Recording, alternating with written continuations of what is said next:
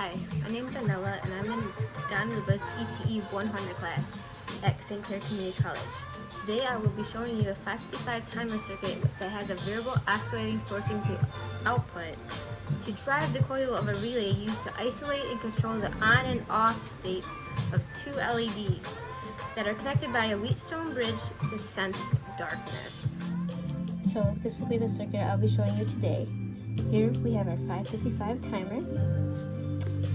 Our voltage set at 10. We have our 1K resistor connected to our potentiometer to control that output to our relay, which is over here. We just have our polarized capacitor hooked here to pin 2 on the 555 timer to control how long of the intervals are for the 555 timer. So for our output here, our output for the 555 timer goes to pin 1 on that relay. And pin 16 right here goes to the ground. Over here, pin 4 goes over and is connected to 4 resistors. And we have our 2 LED lights. See, one's off, one's on. That's because this LED is connected to pin 6 actually. And this LED is connected to pin 8. Now, you'll notice that those LEDs are connected to pin 4 by a Wheatstone bridge.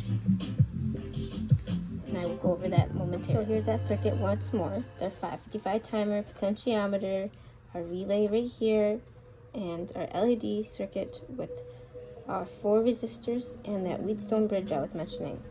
Now, if you notice here, our LEDs are black, so they appear to be off, which they are. But if we look over here, we notice that this, which would actually be our photoresistor, which is no symbol for it, but this is actually a photoresistor right here. That's set at 1K. The other 3 resistors are also set at 1K.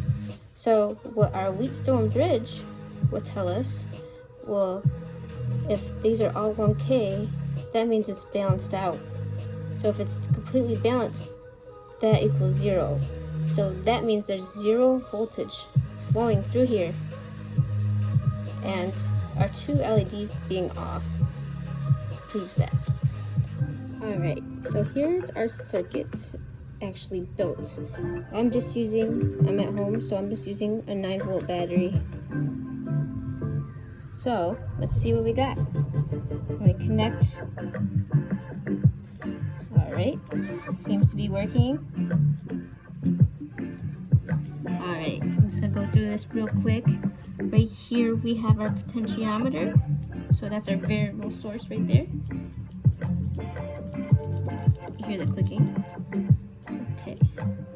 Alright, right here's our 555 timer. And that heads over here to our relay. We set that to pin 1. Which we have it going to pin 1. And then, right here, are 2 LEDs. And here is that photoresistor to sense the darkness. Now, this, right here, will complete our Wheatstone bridge, this connection right here. We have that going to our common, which the common is pin 4 on this relay. And we also have our LEDs. We have one on pin 6 and one on pin 8. So one's on an always closed and one is on an always open circuit, which gives us our flashing. Alright, now apparently you can't see the LEDs flashing because, well, we got the flashlight going here. So I'm going to cover up our photoresistor over here and see if it works. Seems to be working pretty well.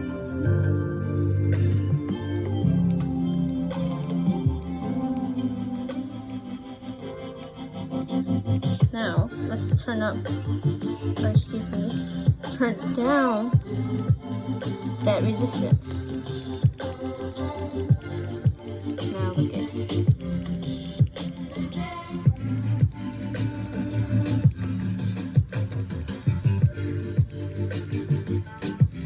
There is our circuit with the 555 timer with a variable oscillating source to a relay with 2 LED flashers that sense the darkness.